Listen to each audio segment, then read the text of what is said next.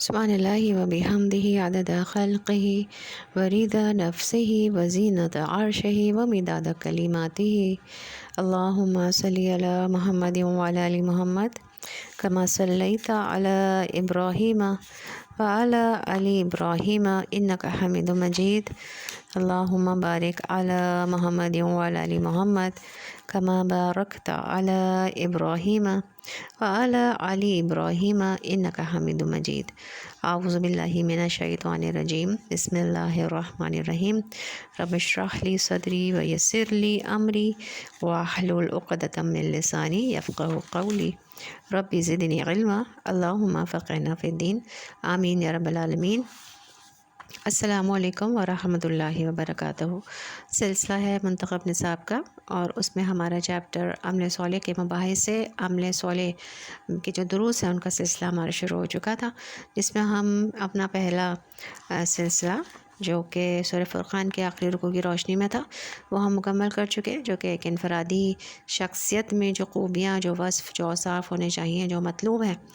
انسانوں سے، جو ہمیں قرآن سے ہدایت ملتی ہیں، وہ ہم نے ڈسکس کیے تھے بنیادی لیول پر بھی، اور اس کے علاوہ جو ہے وہ اس کی ظاہری لیول پر بھی، یعنی کہ کم سے کم کتنے ہونے چاہیے بنیادی، اور زیادہ سے زیادہ میکسیمم، اور جو بہترین لیولز ہونے چاہیے انسانی اوصاف جو ہونے چاہیے وہ بھی ہم نے ڈسکس کر لیے پورے، جو کہ ہم نے سورۃ المومنون سے جو ہے وہ شروع کیا۔ سورۃ المومنون کی جو ہے وہ ہم نے تھوڑا سا اس کو لے کے چلے، ان خصوصیات کو، ان اوصاف کو، ان کو ہم نے تھوڑا سا دیکھا، پھر ہم نے ڈیٹیل میں سورہ فرقان کے جو اوصاف دیے ہوئے تھے، جو کہ چوٹی کے اوصاف ہونے چاہیے، ان کو ہم نے ڈسکس کیا۔ اب ہے دوسرا اسی میں مباحث سے عمل صالح میں آئلی زندگی کے بنیادی اصول۔ پہلے انفرادی طور پر تھے یہ سورہ فرقان اور سورہ مومنون میں، اب سورہ تحریم میں جو ہے وہ آئلی زندگی، خاندانی زندگی کے بنیادی اصول ہمیں قرآن پاک سے کیا ملتے ہیں، تو اس کے لیے ہمیں سورہ تحریم جو ہے وہ ہم اس کو دیکھیں گے۔ فاعوذ باللہ من الشیطان الرجیم، بسم اللہ الرحمن الرحیم۔ یا ایہا النبی لما تحرم ما احل اللہ لک تبتغی مرضات ازواجک واللہ غفور الرحیم۔ قد فرض اللہ لکم تحلۃ ایمانکم واللہ مولاکم وہو العلیم الحکیم۔ شروع اللہ کے نام سے جو بڑا مہربان نہایت رحم والا ہے۔ اے نبی صلی اللہ علیہ وسلم، آپ کیوں حرام ٹھہرا رہے ہیں اپنے اوپر وہ شے جو اللہ نے آپ کے لیے حلال کی ہے؟ آپ صلی اللہ علیہ وسلم چاہتے ہیں اپنی بیویوں کی رضا جوئی، اور اللہ بہت معاف کرنے والا، بہت رحم فرمانے والا ہے۔ اللہ نے تمہارے لیے اپنی قسموں کو کھولنے کا طریقہ مقرر کر دیا ہے، اور اللہ ہی تمہارا مددگار ہے، اور وہ سب کچھ جاننے والا، کمال حکمت والا ہے۔ تو ہم دیکھیں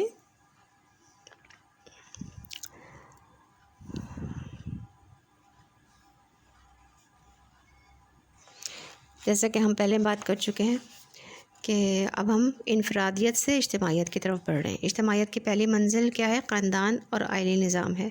اور اس سے آگے معاشرہ، اور پھر اس سے آگے ریاست ہے۔ یہ سارے اس اجتماعیت کے مدارج ہیں، درجے ہیں، جس کا نقطہ آغاز خاندان سے ہے۔ اور آپ کو معلوم ہے کہ خاندان کی بنیاد رشتہ ازدواج سے پڑتی ہے، یعنی ایک مرد اور ایک عورت کے درمیان شوہر اور بیوی کا تعلق ایک خاندان کا سنگ بنیاد ہوتا ہے۔ چونکہ اجتماعیت کا اولین قدم یہی ہے، لہٰذا قرآن مجید میں آئلی نظام سے متعلق مباحث نہایت شرح و بسط اور تفصیل کے ساتھ آئی ہیں، اور شوہر و بیوی کے رشتے کے متعلق معاملات اور نکاح و طلاق کے احکام و مسائل کے بارے میں بھی تفصیلی ہدایت بیان ہوئی ہیں۔ سورۃ البقرہ میں کئی رکوع اسی بحث پر مشتمل ہیں، پھر سورۃ النساء، سورۃ المائدہ، سورۃ الاحزاب، سورۃ المجادلہ، سورۃ الطلاق اور سورۃ التحریم میں اس موضوع پر گفتگو آئی ہے۔ چونکہ خاندان جو ہوتا ہے وہ انسانی معاشرے اور انسانی تہذیب و تمدن کا بنیادی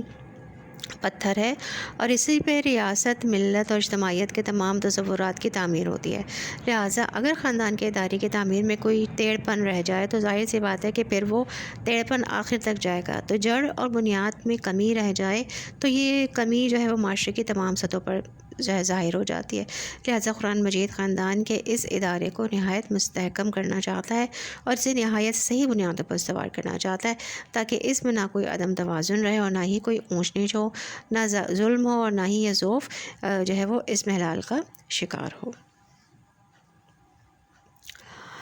اور نبی کریم صلی اللہ علیہ وسلم کی ایک حدیث ہے جو کہ حضرت ابو ہریرہ رضی اللہ عنہ سے مروی ہے.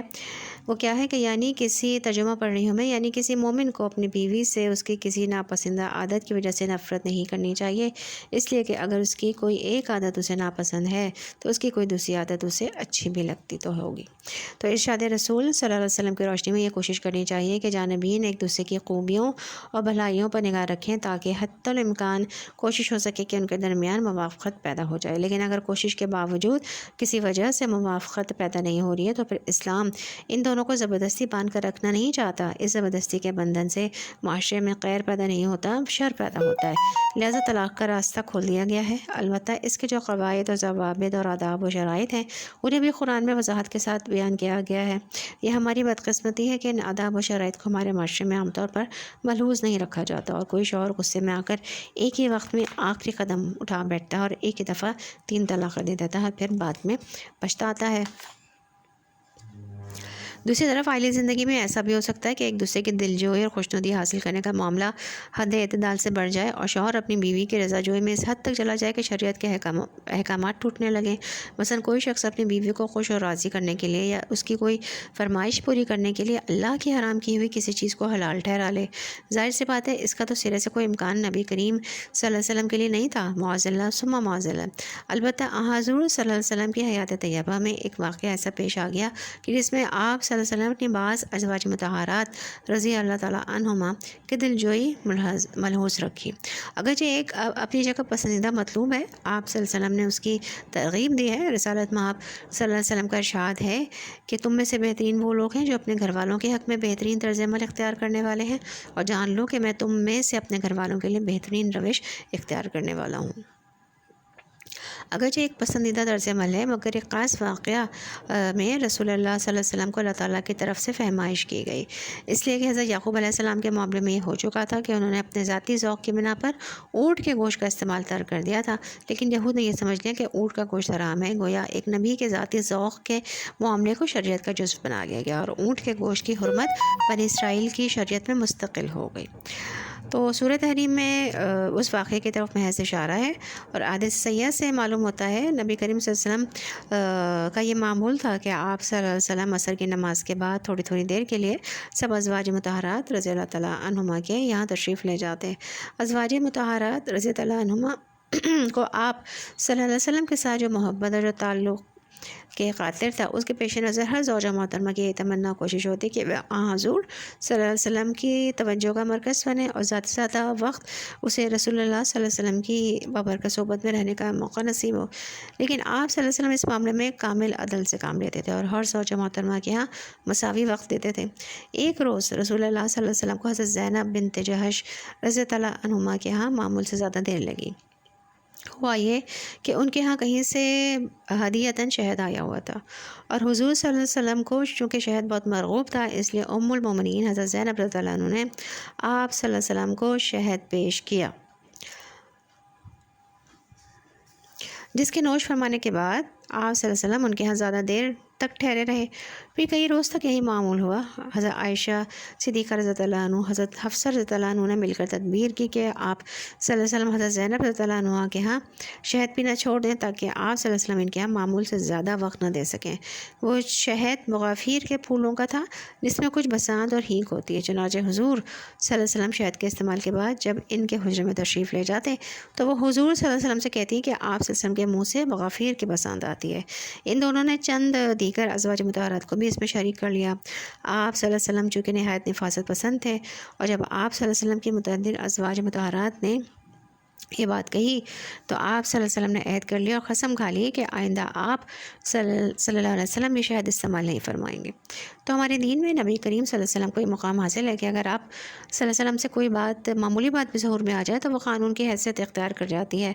تو اب آپ صلی اللہ علیہ وسلم نے چونکہ اپنی ازواج مطہرات رضی اللہ عنہما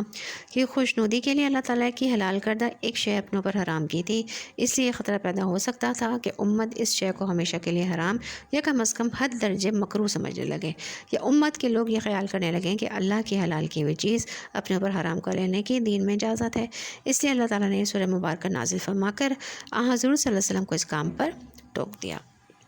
فرمایا گیا یا ایھا النبی لما تحرم ما احل اللہ لک، اے نبی صلی اللہ علیہ وسلم آپ اس چیز کو کیوں حرام ٹھہراتے ہیں جسے اللہ نے آپ صلی اللہ علیہ وسلم کے لیے حلال کیا ہے۔ انداز جو ہے وہ استفہامیہ ہے، لیکن مقصد حضور صلی اللہ علیہ وسلم کو ٹوکنا اور متنبہ کرنا ہے۔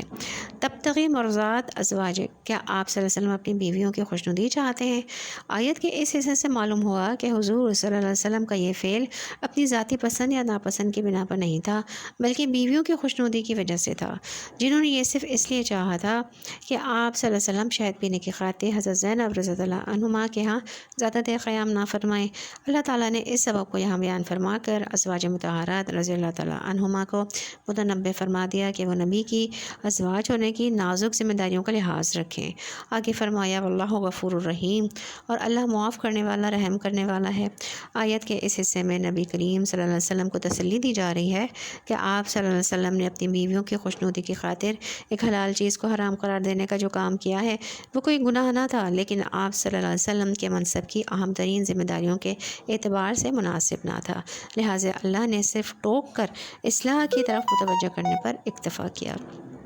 اس مقام پر ٹھہر کر ذرا اس بات پر غور فرما لیں کہ جب نبی کریم صلی اللہ علیہ وسلم کو اپنی ازواج کی خوشنودی کی خاطر ایک حلال چیز کو اپنے لیے حرام کر دینے پر اس شد و مت کے ساتھ ٹوک دیا گیا ہے، تو ان لوگوں کا آخرت میں کتنا سخت اور شدید مواخذہ ہوگا جو اپنی بیویوں کو خوش رکھنے کے لیے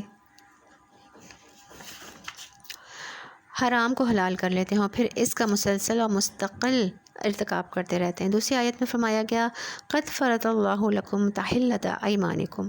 اللہ ایسی قسموں کو کھولنے کا ایک راستہ تمہارے لیے مقرر کر چکا ہے۔ تو اس میں سورۃ المائدہ کی آیت نمبر 89 یعنی 89 کی طرف اشارہ ہے، جس میں واضح کیا گیا ہے کہ اگر کسی شخص نے کوئی قسم کھا لی ہے اور اب اس کو کھولنا ہے تو اس کے لیے کفارہ مقرر ہے، اور وہ یہ کہ 10 مساکین کو کھانا کھلائے۔ وہ کھانا ایسا ہو جو انسان اپنے اہل و عیال کو کھلاتا ہے، یا 10 مساکین کو لباس مہیا کرے، یا کسی ایک غلام یا لونڈی کو آزاد کرائے، اور اگر کسی کو ان میں سے کسی کی بھی استطاعت نہ ہو تو اس کا بدل یہ مقرر کیا گیا کہ ایسا شخص 3 دن کے روزے رکھے۔ یہاں فرمایا جا رہا ہے کہ قسم کو کھولنے اور عہد کی پابندی سے نکلنے کا اللہ تعالیٰ کا طریقہ معین فرما چکا ہے۔ اللہ تعالیٰ طریقہ معین فرما چکا ہے، اس لیے جب بھی کوئی ایسی صورتحال پیش آ جائے تو کفارہ ادا کر کے قسم کھول لو۔ آگے فرمایا گیا واللہ مولاکم، اور یہ بات جان لیجئے کہ آپ صلی اللہ علیہ وسلم کا اور سب مسلمانوں کا مددگار، حامی اور پشپنا صرف اللہ ہی ہے، لہٰذا اسی کی رضا اور خوشنودی کو ہمیشہ مقدم رکھنا چاہیے۔ وہو العلیم الحکیم، اور وہی ہے سب کچھ جاننے والا، کمال حکمت والا، یعنی وہ جو بھی حکم دیتا ہے اپنے علم کامل کی بنیاد پر دیتا ہے، اور اس کی حکمت بالغہ اس حکم میں شامل ہوتی ہے۔ سورہ تحریم کی ابتدائی 2 آیات میں ہمارے سامنے خاندانی اور عائلی زندگی کے بارے میں ایک بڑی بنیادی بات آ گئی کہ بیویوں کی رضا جوئی اور ان کی خوشنودی حاصل کرنا، ان کے ساتھ نرمی، محبت، مودت، الفت اور ان کے جذبات کا پاس اور لحاظ رکھنا، یہ تمام چیزیں اصلاً مطلوب اور پسندیدہ ہیں، لیکن ایک خاص حد تک۔ ایسا نہ ہو کہ کہیں یہ جذبہ حد اعتدال سے تجاوز کر جائے اور شریعت کے احکام ٹوٹنے شروع ہو جائیں، لہٰذا ایک بندہ مومن کو ہمیشہ اور ہر حال اور ہر وقت اعتدال کی روش اختیار کرنی چاہیے، اور اس معاملے میں ہوشیار اور چوکیننا رہنا چاہیے۔ آیت 3 تا 5 میں فرمایا گیا وَإِذَا أَسَرَّ النَّبِيُّ إِلَى بَعْضِ أَزْوَاجِهِ حَدِيثًا فَلَمَّا نَبَأَتْ به وأظهره الله عليه عرف بعده وأعرض عن بعد فلما نبأها به قالت من أنبأك هذا قال نبأني العليم الخبير إن تتوبا إلى الله فقد صغت قلوبكما وإن تظاهرا عليه فإن الله هو مولاه وجبريل وصالح المؤمنين والملائكة بعد ذلك ظهير عسى ربه أن طلقكن أن يبدله أزواجا خيرا منكن مسلمات مؤمنات قانتات سائبات عابدات سائحات طیبات و ابکارا، کہ جب نبی صلی اللہ علیہ وسلم نے رازداری سے اپنی کسی زوجہ کو ایک بات بتائی تو جب اس نے اس کو ظاہر کر دیا تو اللہ نے اس بارے میں ان کو مطلع کر دیا، تو نبی صلی اللہ علیہ وسلم نے اس پر کسی حد تک اس بیوی کو خبردار کیا اور کسی حد تک اسے چشم پوشی کی۔ تو جب آپ صلی اللہ علیہ وسلم نے اسے یہ خبر دی تو اس نے کہا کہ آپ صلی اللہ علیہ وسلم کو یہ کس نے بتایا؟ آپ صلی اللہ علیہ وسلم نے بتایا، کہا مجھے اس نے بتایا جو علیم ہے اور خبیر ہے، جو کہ العلیم ہے اور الخبیر ہے، اگر تم دونوں اللہ کی جناب میں توبہ کرو یہی تمہارے لیے بہتر ہے، کیونکہ تمہارے دل تو مائل ہو ہی چکے ہیں اگر تم دونوں نے ان کے خلاف گٹھ جوڑ کر لیا ہے۔ ان کا پشت پناہ تو خود اللہ ہے اور جبریل اور تمام صالح مومنین اور مزید برآں تمام فرشتے بھی ان کے مددگار ہیں۔ بعید نہیں کہ اگر وہ تم سب کو طلاق دے دیں تو ان کا رب انہیں تم سے کہیں بہتر بیویاں عطا کر دے، اطاعت شوار، ایمان والیاں، فرما بردار، توبہ کرنے والیاں، عبادت گزار، لذات دینوی سے بیگانہ، شوہر دیدہ بھی اور کنواری بھی۔ تو ان آیات میں نبی کریم صلی اللہ علیہ وسلم کی عائلی زندگی کے ایک خاص واقعے کی طرف اشارہ ہے۔ واقعے کی تفصیلات میں جانے کی ضرورت نہیں ہے اور ہم تھوڑا بہت پڑھ چکے ہیں، کیونکہ یہ آیات اپنے مفہوم اور مدعا کو خود واضح کر رہی ہیں۔ نبی کریم صلی اللہ علیہ وسلم نے کوئی راز کی بات اپنے ازواج مطہرات رضی اللہ عنہما میں سے کسی ایک سے کہی اور ساتھ ہی یہ تاکید بھی فرما دی کہ یہ بات کسی اور کو نہ بتائی جائے۔ ان زوجہ محترمہ سے یہ غلطی ہوئی کہ انہوں نے کسی دوسری زوجہ کے سامنے اس کا ذکر کر دیا۔ نبی کریم صلی اللہ علیہ وسلم کو اللہ تعالیٰ نے اس افشاء راز کی خبر دے دی۔ اس پر حضور صلی اللہ علیہ وسلم نے نہایت ملائمت، شفقت اور نرمی سے ان زوجہ محترمہ رضی اللہ تعالیٰ عنہما کو اشارتاً جتلا دیا کہ یہ بات آپ صلی اللہ علیہ وسلم کے علم میں آ گئی ہے۔ عرفہ بعدہ وعرض عن بعد کے الفاظ میں آپ صلی اللہ علیہ وسلم کے حسن معاشرت کی اعلیٰ مثال کا ذکر ہے کہ آپ نے پوری بات جتلانا اور پورے کا پورا الزام دینا پسند نہ فرمایا۔ آپ صلی اللہ علیہ وسلم نے شکوہ شکایت بھی التفات و ملائمت کے پہلو کو پیش نظر رکھ کر کیا تاکہ ان زوجہ محترمہ کو انتباہ ہو جائے۔ اس پر ان زوجہ محترمہ نے پلٹ کر سوال کیا کہ آپ صلی اللہ علیہ وسلم کو یہ کس نے بتایا؟ ہو سکتا ہے کہ انہیں یہ گمان ہوا ہو کہ میں نے جن کو یہ بات بتائی تھی شاید انہوں نے حضور صلی اللہ علیہ وسلم کو بتا دی، اس لیے اپنے شک اور سوء ظن کو رفع کرنے کے لیے انہوں نے حضور صلی اللہ علیہ وسلم سے وضاحت چاہی کہ آپ صلی اللہ علیہ وسلم کو کس نے بتایا۔ اس کے جواب میں حضور صلی اللہ علیہ وسلم کے جو الفاظ آئے ہیں ان میں تھوڑا سا اظہار ناراضگی کا پہلو بھی ہے، کیونکہ یہ معاملہ کوئی اہمیت نہیں رکھتا کہ مجھے کس نے بتایا، اصل بات تو یہ ہے کہ ایک راز کی بات تھی، اسے راضی رہنا چاہیے تھا۔ لہٰذا حضور صلی اللہ علیہ وسلم جواب میں فرمایا مجھے تو اس خدا نے بتایا ہے جو علیم بھی ہے اور الخبیر بھی۔ اس واقعے کے اجمالی ذکر کے بعد اب اللہ تعالیٰ کی جانب سے خطاب ہو رہا ہے۔ یہاں اس بات کو بھی جان لیجیے کہ عائلی زندگی میں مرد کا اپنی بیوی کے حق میں نرم ہونا، شفیق ہونا، شوہر اور بیوی کے درمیان محبت اور الفت و رحمت اور شفقت کا پایا جانا مطلوب ہے، لیکن اس میں اگر شوہر کی طرف سے نرمی زیادہ ہو جائے اور خاندان کے ادارے کو مستحکم رکھنے کا جو بنیادی اصول ہے یعنی الرجال قوامون علی النساء کا اہتمام اور التزام پوری طرح باقی نہ رہے تو خاندانی زندگی کے بنیادی ڈھانچے کو ضعف پہنچے گا، نقصان پہنچے گا۔ پھر جب معاملہ خاص طور پر نبی کریم صلی اللہ علیہ وسلم کا ہو تو اس کی اہمیت تو زیادہ ڈبل ہو جاتی ہے، چونکہ آپ صلی اللہ علیہ وسلم کا ہر عمل امت کے لیے نمونہ ہے۔ سورۃ الحجرات میں بھی بہت زور دے کر فرمایا گیا وَعَلَمُوا أَنَّ فِيكُمْ رَسُولَ اللَّهِ، خوب جان لو کہ تمہارے درمیان اللہ کا رسول صلی اللہ علیہ وسلم خود موجود ہے۔ اس میں ایک بڑا لطیف نقطہ ہے کہ نبی کریم صلی اللہ علیہ وسلم کے ساتھ ہمارا تعلق کا تو ایک ہی پہلو ہے کہ آپ صلی اللہ علیہ وسلم اللہ کے نبی اور رسول ہیں اور ہم امتی ہیں، آپ صلی اللہ علیہ وسلم ہمارے آقا ہیں اور ہم آپ صلی اللہ علیہ وسلم کے غلام ہیں، تو کوئی اور رشتہ اور نسبت نہیں ہے۔ لیکن صحابہ کرام اور صحابیات رضی اللہ عنہم کا معاملہ بہت مختلف تھا۔ صحابہ رضی اللہ عنہم میں سے کوئی حضور صلی اللہ علیہ وسلم کا چچا بھی ہے، اب چچا ہونے کے اعتبار سے وہ بڑا ہے، حضور صلی اللہ علیہ وسلم بھتیجے ہیں، بھتیجے کا رشتہ بہرحال چھوٹا ہے۔ اگر کہیں حضرت حمزہ، حضرت عباس رضی اللہ عنہ اپنی اس حیثیت کو سامنے رکھتے ہوئے حضور صلی اللہ علیہ وسلم کے ساتھ کوئی ایسا طرز عمل اختیار کر لیتے جو بڑا اپنے چھوٹے سے کے ساتھ اختیار کرتا ہے تو حضور صلی اللہ علیہ وسلم کی حیثیت رسالت مجروح ہو سکتی تھی۔ لہٰذا آگاہ کر دیا گیا، متنبہ کر دیا گیا وَعَلَمُوا أَنَّ فِيكُمْ رَسُولَ اللَّهِ، کہ اچھی طرح جان رکھو کہ تمہارے مابین صرف محمد صلی اللہ علیہ وسلم ہی نہیں ہے بلکہ محمد رسول اللہ صلی اللہ علیہ وسلم کی ذات گرامی ہے، اللہ کے رسول ہیں وہ۔ لہٰذا آپ صلی اللہ علیہ وسلم کی اس حیثیت کو ہمیشہ پیش نظر رکھو۔ اسی بات کا اطلاق ازواج مطہرات پر بھی ہوگا کہ بیوی ہونے کی حیثیت سے ان کی طرف سے ناز کا بھی اظہار ہو جائے گا، لہٰذا ان کو بھی متنبع کر دیا گیا کہ ٹھیک ہے اے عائشہ رضی اللہ عنہ کہ محمد صلی اللہ علیہ وسلم آپ کے شوہر ہیں، اے حفصہ رضی اللہ عنہ ٹھیک ہے محمد صلی اللہ علیہ وسلم تمہارے شوہر ہیں، لیکن ہر دم یہ بات پیش نظر رہے کہ یہ اللہ کے رسول بھی ہیں اور یہ بہت نازک مقام ہے۔ رسول اللہ صلی اللہ علیہ وسلم کے احترام اور ادب کو کسی درجے میں بھی ذوق پہنچنے کا امکان ہو تو اس کے بارے میں ہمیشہ سخت ترین تنبیہ نظر آئے گی، جیسے سورۃ الحجرات میں آئی کہ ان تحبط اعمالکم وانتم لا تشعرون، مبادا تمہارے اعمال اکارت ہو جائیں اور تم کو خبر تک نہ ہو۔ اگر معاملے کی یہ خاص صورت پیش نظر نہ ہو تو پھر ازواج مطہرہ رضی اللہ عنہما سے کچھ سوء ظن کی کیفیت پیدا ہو سکتی ہے، لیکن یہ حقائق جو ابھی یہاں بیان کیے گئے ہیں اگر مد نظر رہیں تو پھر کوئی ایسی صورت پیدا نہیں ہوگی۔ زیر بحث معاملہ دو ازواج مطہرات کے درمیان پیش آیا، ایک نے نبی صلی اللہ علیہ وسلم کا بتایا ہوا راز دوسری پر ظاہر کر دیا۔ اب دونوں کے لیے اللہ کا حکم ہے کہ ان تتوبا الی اللہ فقد صغت قلوبکما، اگر تم دونوں اللہ کی جناب میں توبہ کرو، اظہار ندامت کرو اور اللہ سے استغفار کرو تو یہی تمہارے حق میں بہتر ہے، کیونکہ تمہارے دل تو